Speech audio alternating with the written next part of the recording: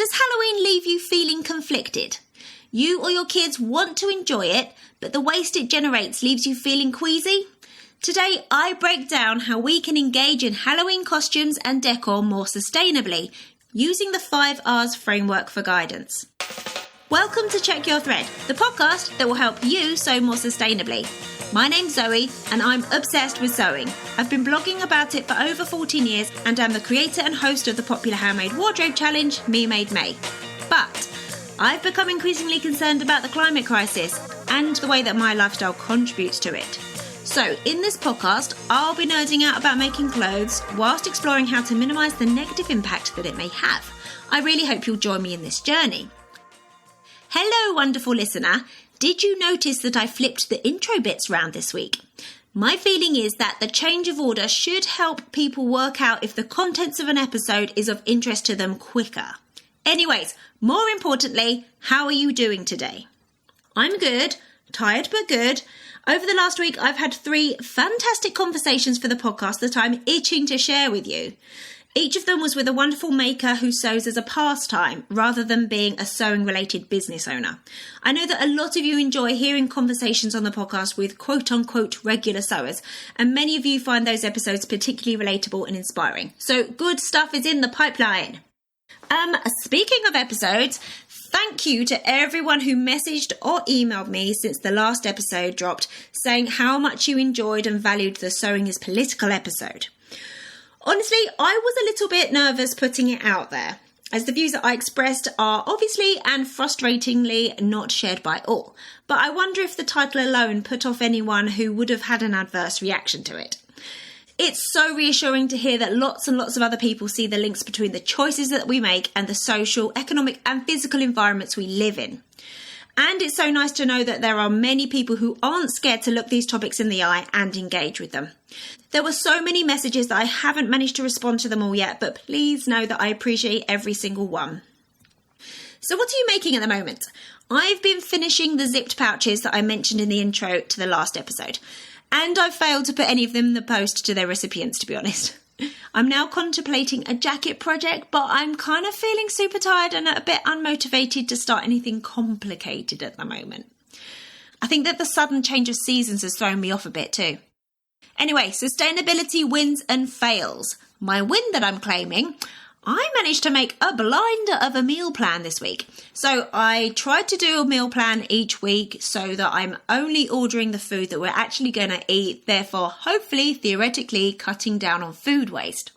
My meal plan this week incorporated all the contents of our organic veg box, and it turned out to be a pretty flexible plan, which was good because there were some unexpected changes in plan and not all of us were around for each of the meals that I planned throughout the week. I also planned the meals so that we were eating meat on fewer days than we were not eating meat. But cooking for 4 people, 2 of whom aren't interested in eating the same food as the other 2 people, or even the same food as each other, is a constant battle. So making a meal plan that made most people happy most of the time was definitely a win. But my sustainability fail, related to the win, the meal plan did incorporate most people's preferences most of the time, but it meant that I was cooking multiple meals, or at least multiple versions of each meal, every night, which isn't sustainable in terms of the multiple energy sources required for all the cooking, and it isn't sustainable in terms of my physical energy and brain space at the end of the day. But what is sustaining things this week and every week are the wonderful, generous patrons of the podcast. Big thanks this week to Sarah and Saskia for signing up to support the podcast via Patreon. Massive thanks to you both. If you want these pops of sustainable sewing content landing in your podcast feed each week, please consider helping to make that happen by signing up to support the podcast. If you feel that you wouldn't miss the cost of a cup of coffee each month, please head to the Patreon link in the show notes or on the website checkyourthread.com. Right, today's episode. So check me out making seasonally relevant content for once.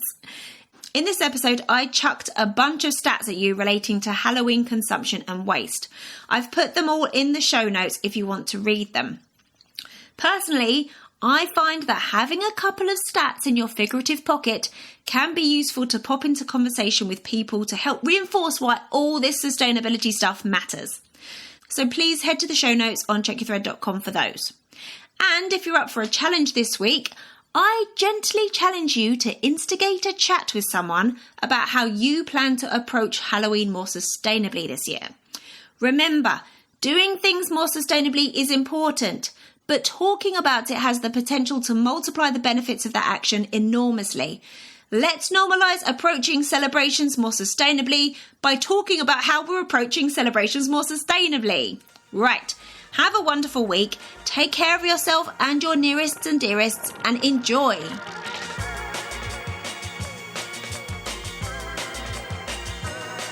Halloween is a celebration, although it might be more accurate to label it as a season at this point.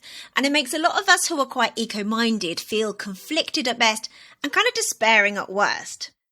If you're into celebrating Halloween, or if you have kids and they are, it's a season that has potential for heaps of fun and offers lots of reasons to get together with friends. However, the amount of stuff we are encouraged to buy, the costumes, the sweets, the decorations, seems to increase year on year.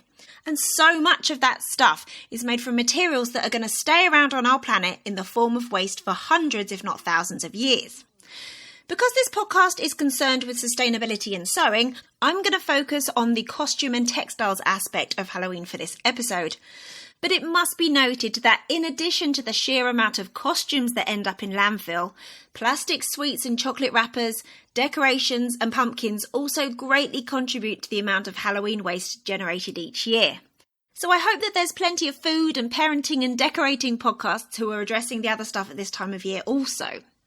So I couldn't find any worldwide statistics, but I found some scary stats about the UK from Hubbub, a UK-based environmental group, and Waste Managed, a UK waste management company. I'll put some links in the show notes to where you can learn more. Okay, ready? Well, 33 million people dress up for Halloween each year in the UK. 79% of households with children dress up. And out of those families planning to dress up, 94% of those families plan on buying new costumes for Halloween in 2023. However, we know that 83% of Halloween costumes are made from non-recyclable plastic. And then 7 million of those costumes are binned each year. 4 out of 10 costumes having only been worn once. These figures are pretty terrifying, and yet the UK has a comparatively small population compared to another Halloween celebrating nation, the US. The US has a population roughly 5 times bigger than the UK, so estimates for how many Halloween costumes are thrown away in the US are around 35 million, which is estimated to result in 5.4 million kilograms of Halloween-specific textile waste each year. Oof. Currently, only 20% of consumers consider sustainability in their Halloween purchases. So let's discuss some better approaches and strategies for enjoying Halloween more sustainably. And then let's agree to share these ideas with others in our social groups, schools and communities. Cool? Cool. So, how can we enjoy Halloween or help our kids enjoy Halloween while also being mindful of the planet? First, speaking as a parent, and particularly as a parent who can sew, there is a lot of pressure to make our kids' Halloween costumes. But honestly, I want us sewing parents, grandparents and carers to all question if that's a good use of our sewing time, energy and fabric resources.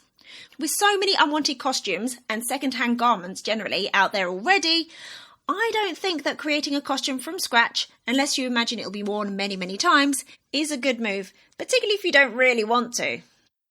Before embarking on sewing a costume, see if you can find at least part of it from a pre-existing garment or textile item, and perhaps use your skills to upcycle or add to what you've already found or what you already own.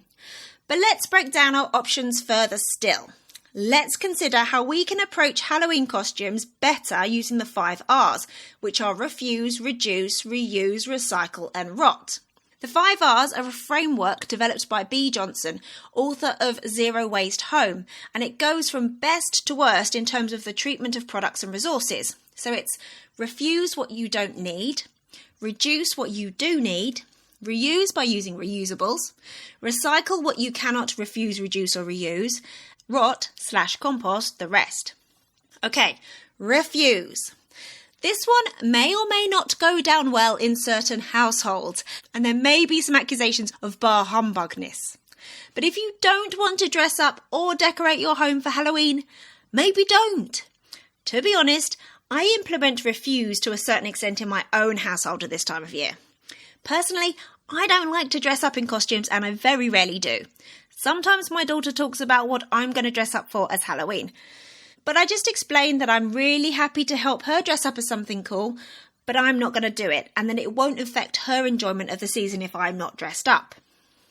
So this is what goes on in my household, and I'm not saying that this is how to participate in Halloween. Every family is different. So we don't participate in trick-or-treating, so we don't decorate the outside of our home. We have some decorations for the inside of our home, and they're the same decorations that get pulled out year after year. The kids do dress up for Halloween at school, and then attend their school's yearly Halloween disco after school. They do get to dress up once and celebrate, but our limited participation cuts down on the amount of sweets wrapped in plastic that we're responsible for, and the possibility that my kids will demand multiple Halloween costumes per spooky season. As I say, not necessarily the route that every family wants to go down, but I want to normalise saying no to stuff that doesn't align with your values, despite what is advertised to us as the prescribed way to engage with a particular occasion. Okay, reduce. My interpretation of this one is all about pausing and taking a moment to see where you might be able to scale things back. As with refuse, I want us all to give ourselves permission to say, if not no, then definitely to say that's enough. You don't need to go all out to have a good time. You don't need to go all out for your kids to have a good time. Have a think about what you genuinely need to feel like you've sufficiently participated, and do no more. Scaling back rather than going all out will also free up some time, energy, brain space, and fun to actually enjoy yourself during the celebration. I genuinely feel that doing just enough is not to the detriment of a costume or decorative scheme. Less might actually be more, and your efforts could be even more impactful through simplicity. For example, how impressive and spooky does a cluster of candle-lit pumpkin faces look in an otherwise completely dark window or garden? Do you really need the strings of pumpkin fairy lights, the plastic witch decorations, the fake polyester spider webs with the little plastic spiders, the comical skeletons, and so on and so on? If you or a member of your family want to dress up, what items do you actually need to portray that character? Maybe you don't need to go head to toe decked out. What items are going to have the most impact? And then focus on making or displaying those items more prominently. More isn't always more. For example, if you want to dress up as a witch, do you really need the fake tatty black dress, the cape, the wig, the pointy hat, an apron, the comical fake walty nose, the broomstick, the cauldron, and the pretend cat for people to guess that you're a witch? What if you wore a long black dress, a pointy hat, and some semi-artfully executed face paint? That would get the message across perfectly well, and you'd actually be able to move around with ease at the party because you're not bogged down in witchy items. Okay, reuse. So this is my favourite one to think about. When I was growing up and Halloween wasn't so commercialised and perhaps our expectations were lower, it was common for families' fancy dress boxes to contain a few key items that could be used again and again for different costumes. A classic example would be a black cape. It could help the wearer become a witch, a wizard, a bat, a vampire. You get the idea. And of course, a white sheet, possibly deconstructed, could be a ghost, a mummy, an ancient Roman or Grecian, you know. So over the last 40 years, things have obviously changed a bit, and fancy dress costumes are typically a bit more specific and a bit more elaborate these days. So convincing your child to pop an old bedsheet over their head with 2 eye holes cut out might be a hard sell in 2023. However, another change that is for the better is the myriad ways we now have for acquiring and exchanging unwanted items. If you're in the market for a Halloween costume, my favourite tip is to check out your local charity shop, op shop or thrift store. This year, I've been so happy to see that 3 out of the 4 local charity shops in my town have dedicated a whole rail for Halloween costumes. And one of them, even though it's a really small shop, actually has 2, one for adult costumes and one for kids. Sourcing Halloween costumes for charity shops requires a bit more forethought compared to picking one up from a supermarket or a specific party shop. And you'll need a slice of luck to find what you want in the right size. But not really that much luck, because generic mass-produced costumes aren't usually particularly fitted. And there are so many of them floating around these days. I don't think it will be that hard for you to find something that works for you or your child. You'll also be saving a fair chunk of change. In the UK, the average spend on a new Halloween costume is £15.56. And by visiting your local charity shop, you could easily get that down to £2 or £3. Plus, there are all the other avenues for acquiring second-hand clothing. eBay, Facebook Marketplace, Vinted and so on. You could even try requesting one for free on FreeCycle or an app like Olio. But obviously, a lot of people still feel a bit icky when you suggest that they or their child wear something that has been previously worn by a stranger. However, it's not a waste of time trying to popularise costume reuse. The Hubbub survey showed that 73% of people are happy to wear a used costume from a friend or a relative. So keeping things in use but circulating them within a close network of people might be more successful in turning the tide on Halloween costume waste. So, what local networks are you part of? Your workplace, your kids' school, scouting and guide packs, friendship groups, the street you live on? Could you suggest or even host a costume swap in advance of Halloween? Or even more simply, utilise any email, Facebook or WhatsApp group you're part of? Possibly your kids' class WhatsApp group, or your workplace email list, or some way that your friendship group messages each other. Anything like that. Could you send out a message offering up any costumes currently in your possession, or asking if anyone has any costumes that they don't plan to wear that you could borrow? Make things as easy as possible for ourselves and others to engage in reuse. Even if it doesn't result in a borrow or a swap this year, more talk of reuse will plant seeds and normalise this practice for others, and they might adopt it in the future. Okay, recycle. Hopefully, the items you're making or buying to wear or decorate with can be used many, many times, either by your family or by others in the future. However, nothing lasts forever, so when you're making or buying costumes and decorations for Halloween, consider what materials you're using or what those items are made of. When they can't be used again, what's going to happen to them? Are they made from materials that can be recycled? This obviously pertains more to decorations, but also possibly to parts of a costume. Could you make or choose items that are made from paper or card that you can then recycle after the celebrations have finished?